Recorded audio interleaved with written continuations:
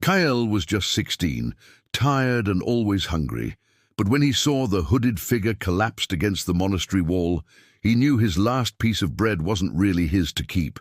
The marketplace of Valenhall buzzed around him with its usual chaos of merchants hawking wares, nobles threading through on horseback, and beggars like scattered leaves in every shadowed corner.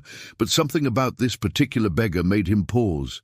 His calloused hands gripped the wicker basket tighter. 3 stale loaves remained from yesterday's batch, each one representing a copper coin that Master Willem expected back at the bakery.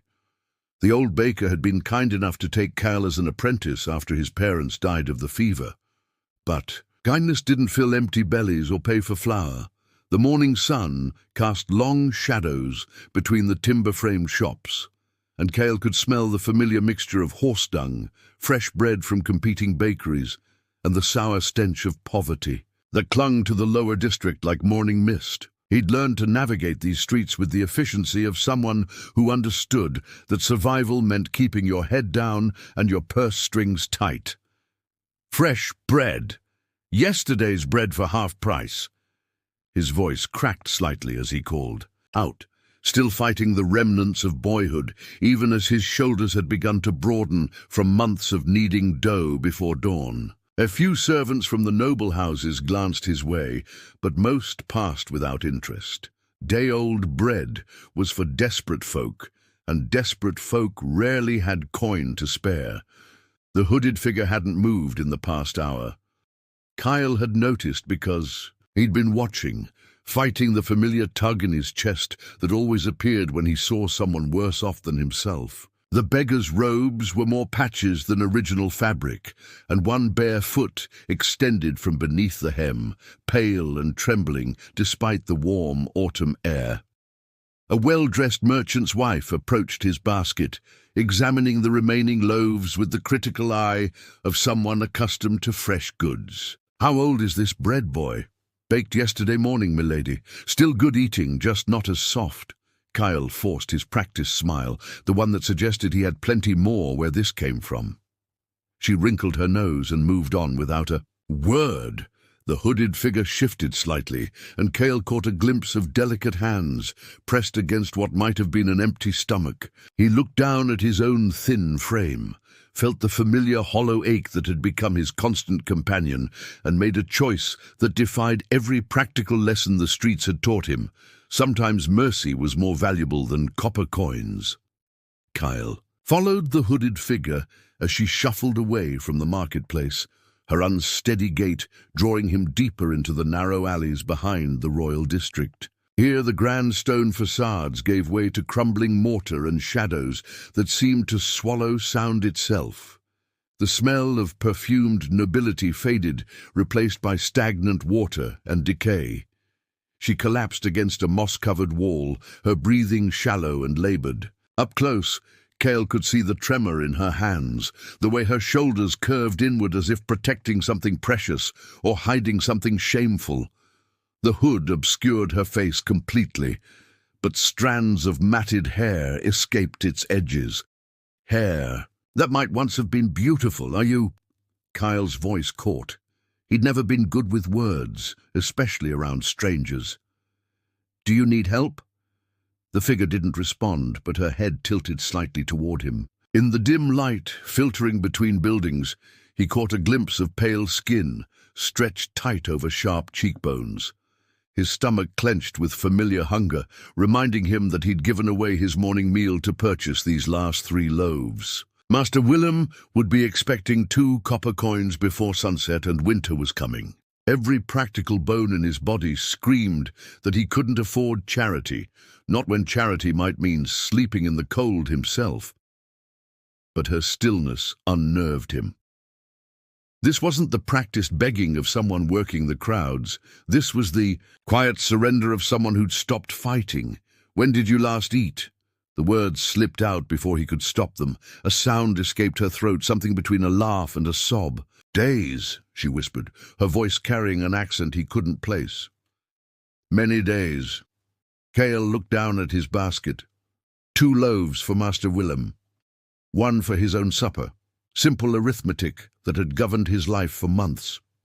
But as he watched, her shoulders shake, whether from cold, hunger, or despair, he couldn't tell. The mathematics of survival felt suddenly inadequate. He pulled out the smallest loaf, still warm from being pressed against the others. Here, her head snapped up, and for a moment he thought he glimpsed something startling beneath the hood. Eyes that didn't belong to a common beggar, but shadows played tricks, and hunger could make anyone's gaze seem otherworldly. "I cannot pay you," she said, her voice stronger now, but still barely audible.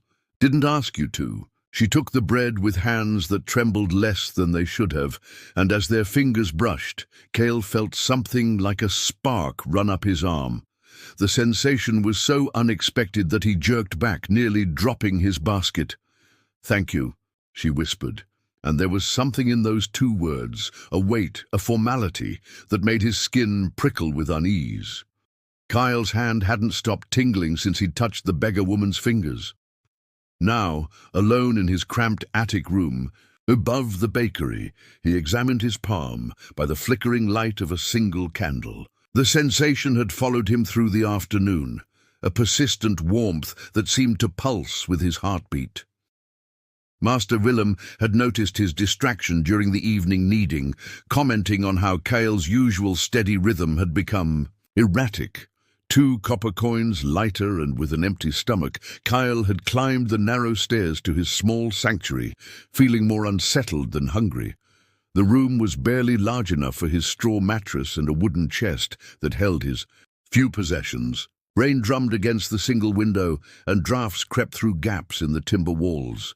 He'd grown accustomed to the cold, but tonight it seemed to seep deeper into his bones. As he settled onto his mattress, Kyle held his hand up to the candlelight. Once more, for a moment he could have sworn he saw something, a faint outline etched into his palm, like a brand that cast no shadow. But when he blinked, there was nothing but ordinary flesh marked by the calluses of his trade. Sleep came reluctantly, bringing with it dreams unlike any he'd ever experienced. He stood in a vast cathedral filled with golden light, its vaulted ceiling lost in shadows.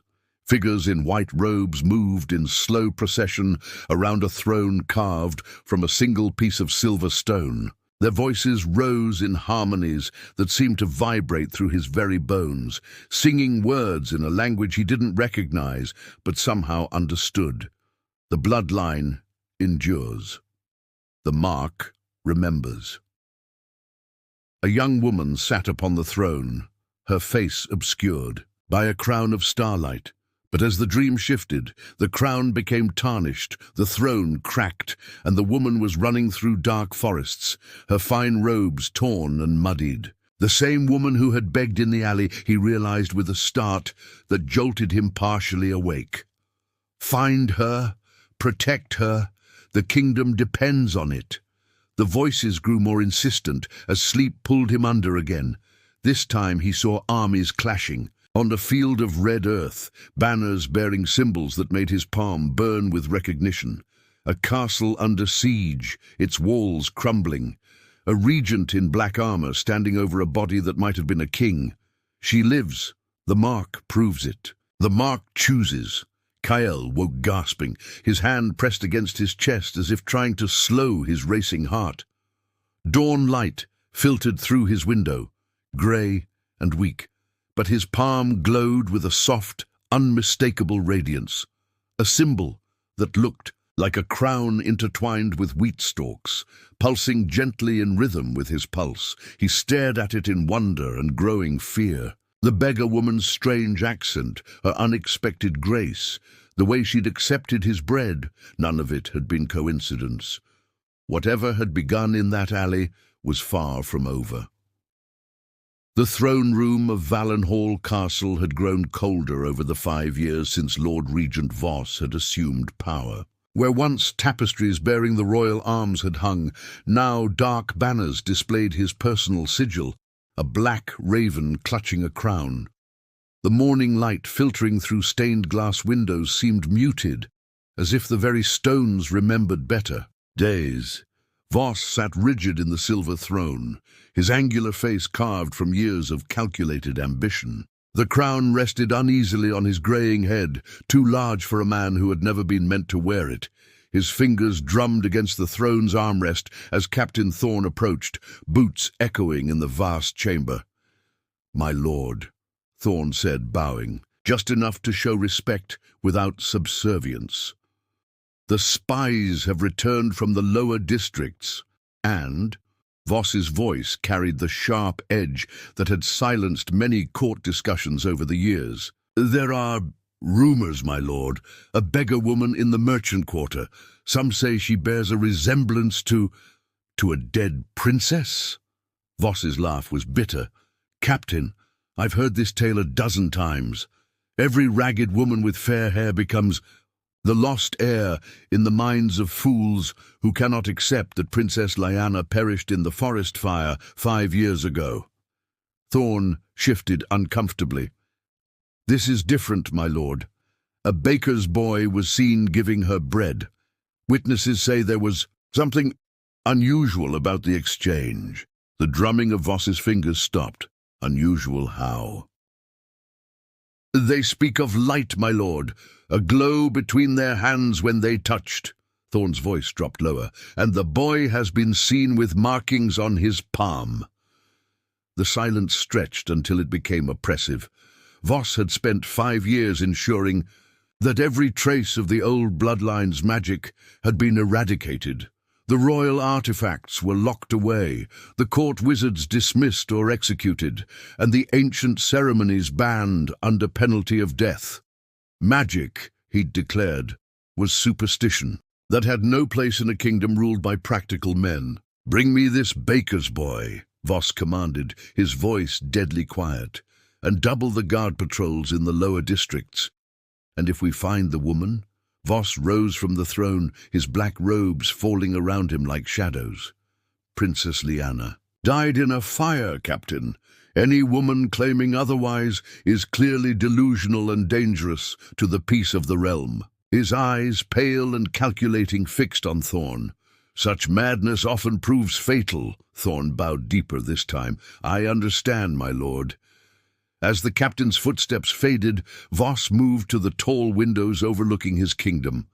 5 years of careful rule, of eliminating threats and consolidating power. He'd built his reign on the assumption that the true heir was ash and memory. But if the mark had truly appeared again, if the bloodline's magic still lived somewhere in his kingdom, then everything he'd built stood on foundations of sand. He would not let a beggar woman and a baker's boy destroy what he'd fought so hard to claim. The smell of fresh bread couldn't mask the tension that hung in the bakery like smoke from a dying fire. Kyle worked the morning dough with mechanical precision, his hands hidden beneath flour dust, but the mark on his palm seemed to pulse with each kneading motion. Master Willem had been unusually quiet since dawn, glancing repeatedly toward the Yea. "Street through the bakery's front window, boy," Willem said suddenly, his weathered voice tight with worry. "Come away from the window." Kyle looked up to see 3 royal guards approaching, their crimson cloaks stark against the grey morning. Captain Thorne led them, his hand resting casually on his sword hilt as his eyes swept the street with predatory focus. Willem moved with surprising speed for his age, positioning himself between Kyle and the entrance. "Keep working," he whispered, urgently. "Say nothing unless spoken to directly." The bakery door creaked open, and the guards' heavy boots disturbed the flour-dusted floorboards. Captain Thorne's gaze moved methodically around the small shop, taking in the wooden shelves lined with loaves, the stone ovens radiating warmth, and finally settling on Kale. "Master Baker," Thorne said, his voice carrying the authority of someone accustomed to immediate obedience. "We're looking for information about a boy, young, 16 perhaps, seen giving bread to beggars in the marketplace." Willem's knuckles whitened as he gripped a wooden rolling pin. "Many boys sell bread in the market, Captain. Perhaps you could be more specific." "This boy is marked." Thorne stepped closer, and Kyle could smell leather and steel on him. Witnesses report unusual circumstances surrounding his charitable acts. Kyle forced himself to continue kneading, though his movements had become stiff and unnatural. The mark burned against his palm, as if responding to the captain's proximity. "I know nothing of marks," Willem replied carefully. "Only of honest work and fair prices." Thorn's eyes narrowed, as they fixed on Kyle. "Boy, show me your hands." The world seemed to slow. Kyle felt the weight of Willem's protective stance, heard the old baker's sharp intake of breath, sensed the other guards shifting to block any potential escape routes. His hands, covered in flour and dough, remained frozen over the wooden board. "The boy is simple," Willem said quickly, "touched in the head since the fever took his parents. He understands little beyond his daily tasks. Nevertheless," Thorn drew his sword halfway from its sheath, "I would see his hands." Willem stepped forward, placing himself directly between Thorn and Kale. "Captain, surely you have better uses for your time than frightening innocent bakers and their apprentices." The tension crackled like lightning before a storm. Thorn's hand tightened on his weapon, and Kale realized with growing horror that Willem might die protecting a secret the old baker didn't even fully understand. That night, after the guards had finally left with warnings and threats, Willem bolted the bakery door and turned to face Kale with eyes full of ancient knowledge and terrible fear. The stone steps descended deeper than seemed possible beneath the old cathedral, each footfall echoing in the darkness like whispered prayers. Brother Marcus led the way with a flickering torch, his brown robes rustling against the narrow walls. Behind him, Kyle followed with growing unease, while the hooded woman moved with surprising grace for someone who had appeared so frail in the marketplace. Willem's words still rang in Kyle's ears from the night before. "The mark chooses its own. Boy, always has. Your father bore one too, before the regent's men found him." The revelation had shattered everything Kale thought he knew about his past. His parents hadn't died of fever. They'd been executed for harboring royal loyalists, and now the same mark that had condemned them pulsed steadily in his palm, leading him deeper into secrets that had already cost too much blood. "Here, brother," Marcus whispered, pressing his hand against what appeared to be solid stone. Ancient mechanisms groaned, and a section of the wall swung inward, revealing a chamber that defied the cathedral's modest exterior. Golden light emanated from crystals embedded in the curved ceiling, casting everything in warm radiance. Tapestries, bearing the true royal arms, hung from the walls, not Voss's black raven, but the silver crown and wheat that matched the mark on Kale's hand. A simple altar stood at the chamber's center, topped with items that seemed to hum with barely contained power. "The last sanctuary," Marcus said softly, "hidden since the night Princess Lyanna was meant to die." The hooded woman moved to the altar with reverent steps. For the first time since the marketplace, she reached up and pulled back her hood, revealing a face that made Kale's breath catch in his throat. She was beautiful, but it was a beauty carved by suffering. Her golden hair, though matted and unkempt, caught the crystal light like spun sunlight. Her eyes, the same unsettling blue-green he'd glimpsed in the alley, held depths of sorrow and strength that seemed impossible in someone barely older than himself.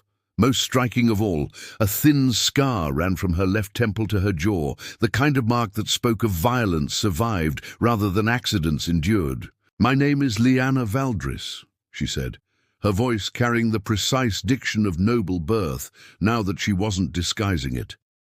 "Rightful heir to the throne of Valenhall, daughter of King Aldric the Just, and according to Lord Regent Voss, dead these past 5 years. Kale stared at her, his mind struggling to reconcile the beggar he'd fed with the princess standing before him. "But the fire. Everyone says you died in the forest fire." "I nearly did." Her fingers traced the scar on her face. "Voss's men left me for dead, but Brother Marcus found me first." Marcus stepped forward, his weathered face grave. "The mark on your hand, Kale. It binds you to her bloodline now. Her survival depends on your choice. Kyle looked down at his glowing palm, then back at the woman who had just revealed herself as his kingdom's true queen. What choice? Brother Marcus led them deeper into the sanctuary, past alcoves filled with relics that seemed to pulse with their own inner light. The air grew thicker, charged with an energy that made Kale's mark burn like a brand. At the chamber's heart stood 2 circles of silver inlaid into the stone floor, each surrounded by runes that hurt to look at directly. The trials of binding, Marcus explained, his voice heavy with ancient knowledge. No royal heir has claimed the throne without them for 800 years. They will test not just your courage, but the truth of who you are. Lyanna stepped toward the circles without hesitation, but Kyle remained frozen. "I'm not royal," he protested. "I'm just a baker's apprentice who gave away bread." "The mark says otherwise," Lyanna replied, extending her scarred hand toward him. "And the trials require 2, the blood and the bond." As their fingers touched, the chamber erupted in blinding light. When Kale's vision cleared, they stood in the circles, and the walls around them had vanished. In their place stood figures of translucent silver, kings and queens of ages past, their eyes boring into him with the weight of centuries. "Face what you fear most," their voices whispered in unison. "Only truth can forge the bond." The world shifted, and suddenly Kyle was 8 years old again, cowering in a closet while men in armor dragged his screaming parents from their home. But this time, the memory continued past, the moment he'd always blocked out. He watched his father's execution, saw his mother's final words. "Tell him the bloodline endures. Tell him the mark will choose." The vision shattered, replaced by a darker fear, standing helpless as Lyanna fell beneath Voss's sword, her blood on his hands because he'd been too weak to protect her. "You are not your father's failure," the spectral voices intoned. "You are his legacy." Beside him, Lyanna faced her own trial. Kale glimpsed her terror, not of death, but of responsibility. He saw her cowering in noble halls while her people starved, choosing comfortable safety over difficult duty. "A queen serves before she rules," the voices told her. "Your exile taught what your crown never could." The trials reached their crescendo as both circles blazed with silver fire. Pain lanced through Kale's palm as his mark expanded, spreading up his arm in intricate patterns that matched the runes on Lyanna's throat and wrists, their destinies intertwined in bonds of light and purpose. When the fire faded, they stood transformed. Kyle felt power flowing through him, not his own, but hers, shared freely. Lyanna's eyes now held flecks of the same silver as his mark, and when she spoke, her voice carried an authority that resonated in his bones. "The bond is forged," she said, and the spectral guardians bowed before fading. "You are my guardian now, as I am your purpose." Above them, the cathedral bells began to toll, not in celebration, but in warning. Boots thundered on stone as shouted orders echoed through the ancient halls. Voss's men had found them. The crash of splintering wood echoed through the sanctuary as Captain Thorne's men broke through the cathedral's main doors. Brother Marcus moved with surprising speed for his age, pressing a leather satchel into Lyanna's hands while herding them toward a narrow passage behind the altar.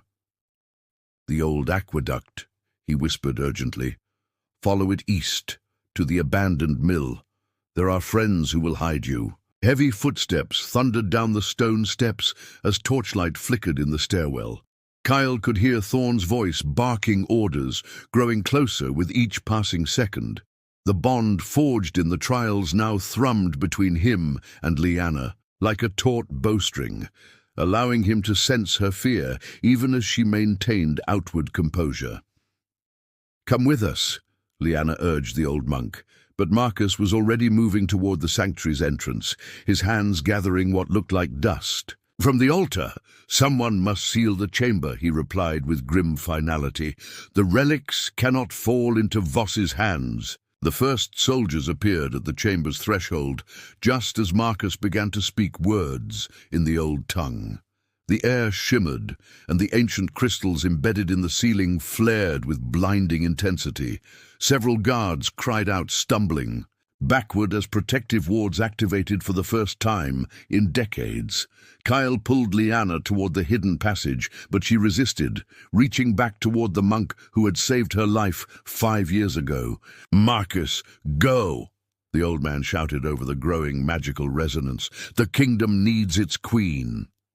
Captain Thorne pushed through his disoriented men, his sword drawn and eyes blazing with fury. He spotted Lyanna's golden hair in the shifting light and lunged forward with predatory precision. Marcus threw himself between them, the sacred dust in his hands exploding into silver fire upon contact with Thorne's blade. The captain's weapon shattered, but the monk took the broken steel in his chest, crimson spreading across his brown robes. The passage door slammed shut behind them as they fled into darkness, but not before Cale glimpsed Marcus falling to his knees, still whispering protective incantations, even as his life ebbed away. The old monk's sacrifice bought them precious minutes, as the sanctuary's ancient defenses held Thorne's men at bay. They ran through the narrow aqueduct tunnel, splashing through ankle-deep water that reflected their desperate flight. Behind them, explosions echoed as Voss's soldiers finally broke through the magical barriers. Ahead lay uncertainty, a kingdom where they were now the most hunted fugitives in the realm.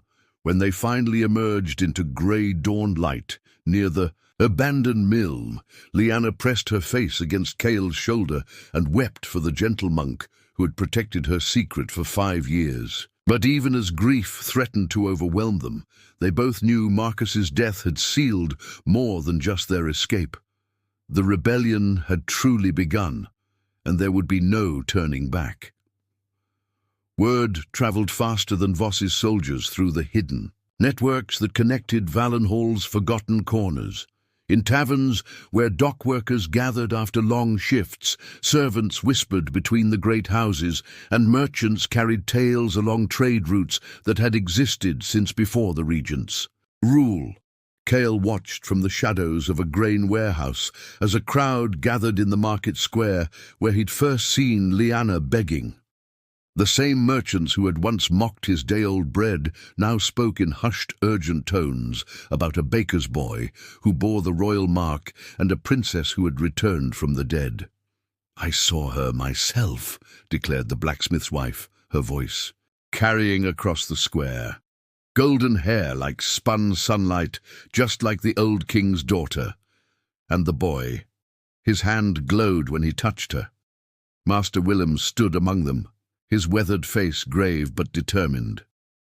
5 years we've suffered, under false rule, he said, his baker's voice carrying further than it had any right to. Taxes that starve our children, laws that favor the rich, and guards who take what they please. If the true heir lives, then we have hope again, finished a voice from the crowd.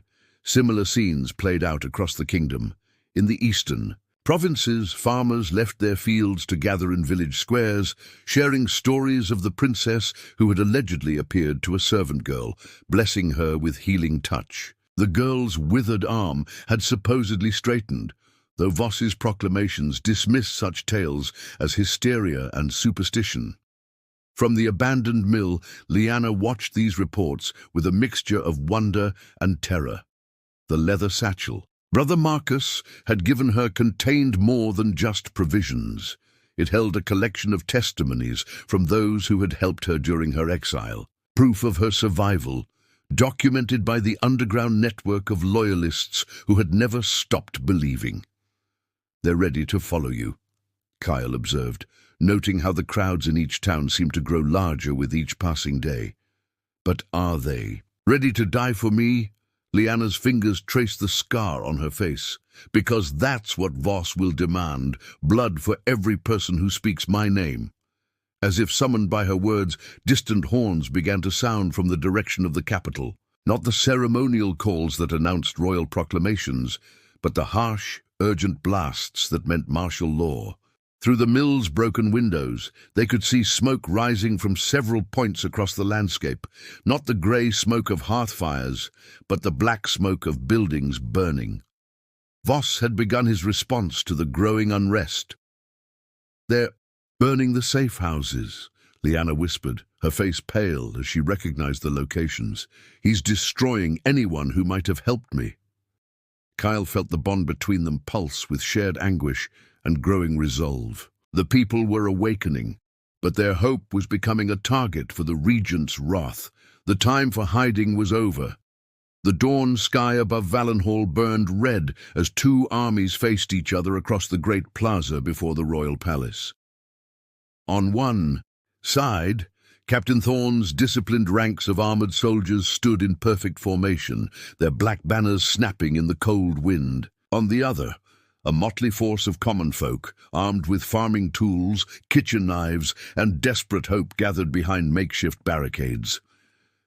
Kyle stood atop an overturned merchant cart, his marked hand blazing with silver light that seemed to strengthen the resolve of everyone who saw it. The same people who had once ignored him as he sold day-old bread now looked to him as their beacon.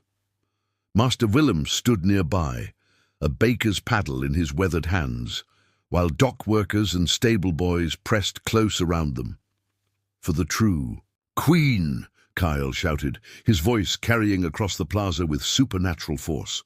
The crowd roared back their agreement, and he felt their courage flow through the bond that connected him to Lyanna.